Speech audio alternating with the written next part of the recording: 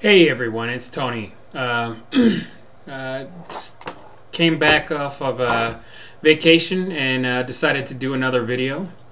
And hey, thanks a lot for all my new subscribers. While I've been gone, I've had quite a number of subscribers, and I really appreciate that. And hello to all my people from Back to Basics Weight Loss Surgery. And it's been a wild ride so far on this YouTube thing, and I'm having a good time. So for those of you who sent me comments, I read them. Thank you. But when I was on vacation, I wasn't really able to answer a lot of them. So I did take a look, and I read them. And thanks for all the warm welcomes and the great comments. Going forward, I will be responding to them too also. So feel free to leave comments down below, or do a response video if you see fit.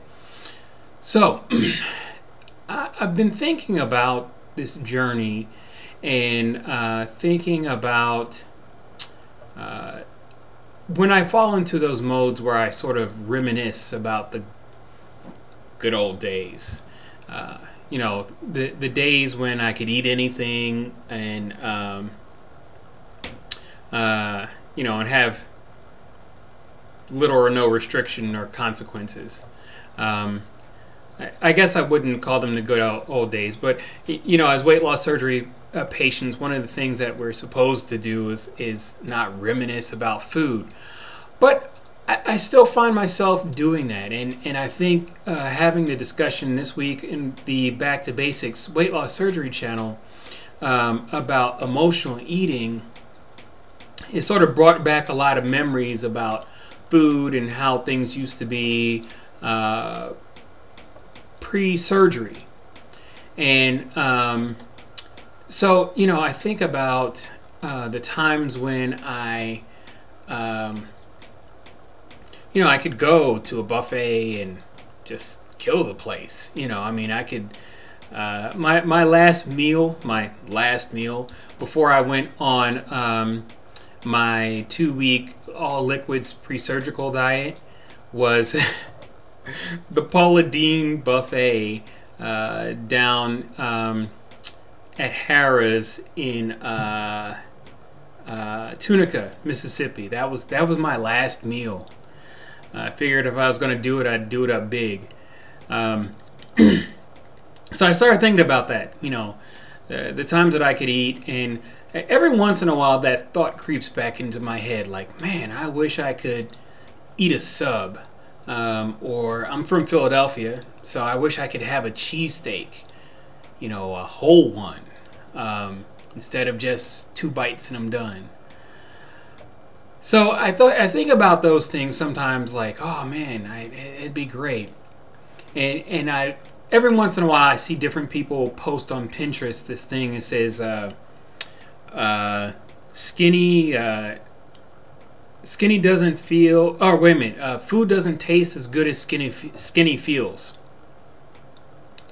And for me, that's not necessarily true.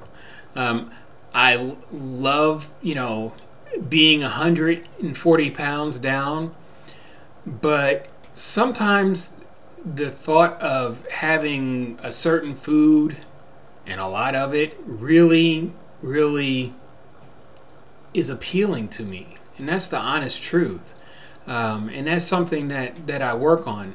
I mean, thank God for my sleeve, and you know, I'm restricted where I can't do that, you know. So if, you know, when I do go home to Philadelphia and I do have a cheesesteak, yeah, I might have a couple bites and then I'm handing it off to somebody else. Or, you know, if I have a pretzel or something bready, you know, I've always been a carb kind of person. So bread, cake, pie, cookies, that's my thing. But then I start thinking about, do I remember? Yeah, I remember when I could eat those things, but what keeps me from not getting too upset about it is, do I remember all that bad stuff about being fat? Do I remember going into the doctor's office and having that, you need to lose weight conversation again? Do I remember, going to the doctor and having him tell me that I need to get back on metformin, or I need to be back on high blood pressure medicine because, yeah, you lost weight, but now you gain weight again, and it's all back. All your comorbidities. Do I remember being that fat kid in high school, who, didn't want to play shirts and skins in, in gym class? Or in gym class, we had this thing where the teacher would make you do, we had this upper deck where we would run around to warm up. And it'd be 2 steps, 2 laps, last 2, do it again. I used to dread that because twice a week when we had PE, I was always one of the last 2. So that meant that while my class was going on, I would always be one of the last 2, running steps and laps again because I was one of the last 2. And it actually got to the point where the gym teacher was just like, oh, forget it, because you're always one of the last 2. Yeah, I mean, I've been fat since I was like 12, so what can I do? So, yeah, do I remember that? Do I remember having to book certain types of aircraft, or really dreading, getting on those regional jets because, I had to squeeze into the seats? Or did I need an extender? Do I remember, not always being able to buy clothes at a lot of stores? Target, or even Macy's, or, Gap. They didn't have 46s or, or really, really, really large sizes all the time. Fortunately, we had Dillard's here, and I was able to they have a really good selection of big men's. But, so do I remember those things? Do I remember being afraid to be seated in a booth in a restaurant? Do I remember, checking out furniture before I sat in it, being afraid that I'd break it? Do I remember not wanting to go to the buffet too much, go up, back and forth, even though I wanted to eat and eat and eat, because I didn't want to be that fat guy who keeps going back to the buffet? That was really the only thing that stopped me, not actually being satisfied with what I ate. So yeah, do I remember all those things? Yeah, I do. And I wasn't comfortable with myself. Do I remember selling myself short emotionally and letting people sort of walk all over me? Yeah, I remember that. Do I remember not sticking up for myself and always being the peacekeeper because I wasn't confident enough with who I really was?